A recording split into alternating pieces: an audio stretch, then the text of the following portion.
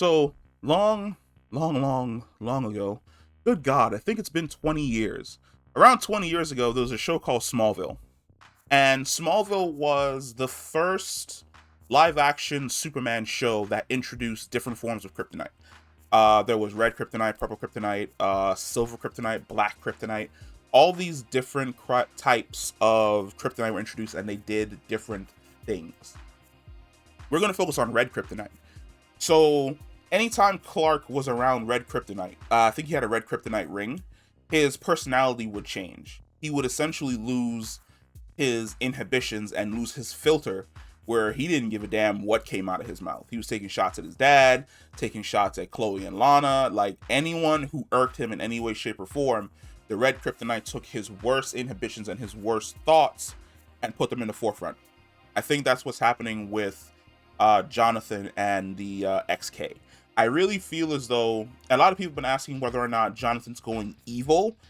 I don't think Johnathan is going evil. I think what's happening with the X-Kryptonite is that it's finally letting those doubts and inner feelings that he essentially buries for the sake of Jordan.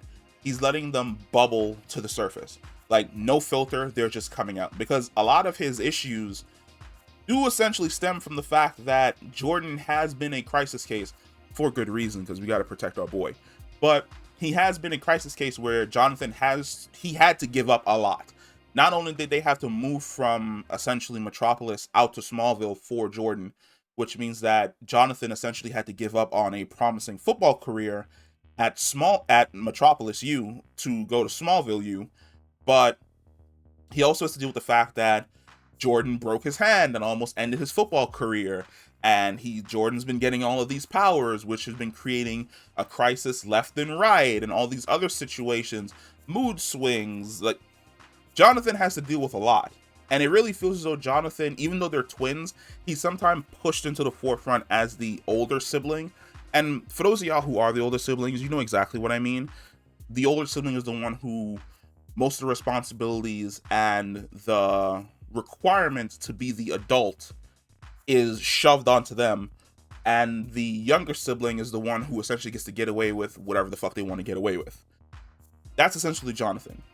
He's been dealing with a lot of stress and pressure, not only at school trying to compete with other people taking XK, but also now at home dealing with the fact that Jordan has powers and he's getting special treatment from essentially their dad and also from their grandfather.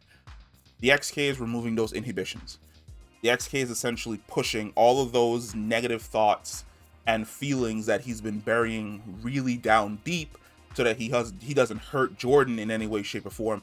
The XK is pushing all of that out into the forefront.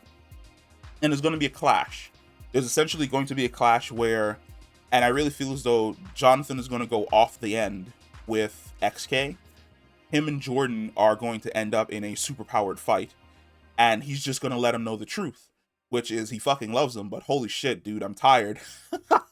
Like, I've had to sacrifice so much over like this last year for you, and like, I don't complain because, you know, I was used to it, but the more and more I sacrifice, the more and more I'm like, well, who am I?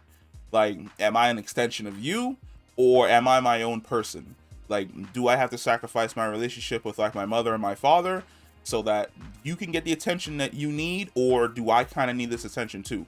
And it's a flipping of the script. When we first went into season 1, Jordan was in the pits, Johnathan was up here. He was the football rock star god, and Jordan was the depressed social anxiety kid. Now you're seeing the flip of that, where Jordan is comfortable in his own skin and he's okay at being normal even though he's no longer normal, and Johnathan is the one who's in the pits, who has to fight to prove himself, who now has to deal with doubt and depression and things along these lines. And I like the fact that for the most part Johnathan's essentially going through what Jordan had to go through, but it's all about growth. Like, I'm not saying that I like it that, you know, he's dealing with like all this negative shit, because I don't want to save him too, but it's all for growth, because I think there were promotional photos that showed him looking like the Metropolis kid alongside Superman. He looks amazing. It's absolutely fucking dope. But yeah, the X-Kryptonite, I don't think Johnathan is going evil. I think the XK is just pulling all of those buried emotions and thoughts that he's had over the last 2 seasons. It's just pushing it all to the forefront, and it's just letting Jordan know how he's essentially felt.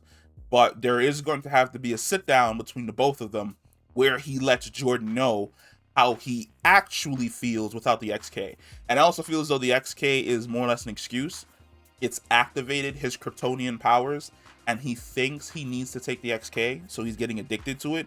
But once he stops taking the XK, the powers are essentially going to remain, and he's going to be able to go forward as a variant, I guess, in the Arrowverse universe of Superboy. But yeah, we'll see. Peace.